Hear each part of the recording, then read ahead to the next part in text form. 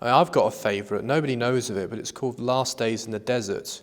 Oh, I've seen it. Have you seen it? It's Ewan McGregor. Ewan McGregor, who faces the devil. Yeah, and Obi-Wan Kenobi himself. Yeah, in the highly criticised, actually. Really? Yeah, because it's technically a fictitious story. That's right. Because it takes place in the 40 days in the desert when Christ is walking around, which we covered actually. We did, because the devil tempts him. We did that in chapter 4, I want to say, and he plays the devil as well. So it's a dual role, which I like because it implies that, the devil's within all of us type thing. But there's some incredible debates where he's arguing with the devil for half the film. And he has some great, there's some ironic lines in there where the devil says to Christ, he says, do you really think anyone's going to care what you did 1,000 years from now?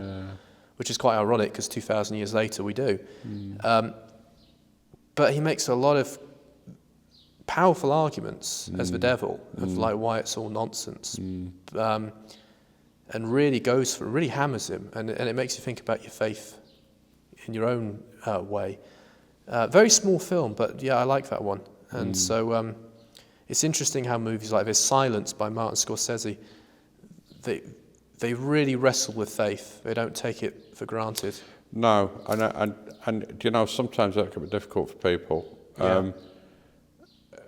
I remember as a young man when Monty Python's Search for the Holy Grail came out, and that caused a right old fuss, with priests and vicars and things like that.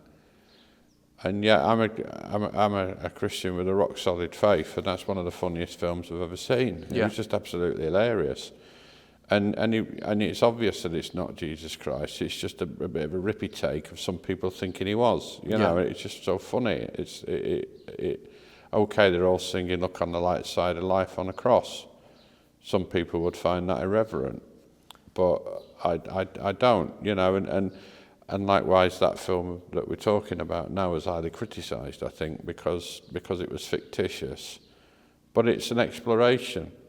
Of the things that surround us in our faith and also in life in general anyway. And I think if you're strong in your faith, it shouldn't bother you. We have bigger persecutions than somebody making a film. So I don't think we should be frightened of talking. We shouldn't be frightened for theology. We shouldn't be scared of talking about the Bible. We shouldn't be scared about finding out what the Bible means and perhaps challenging it. They shouldn't be scared of that.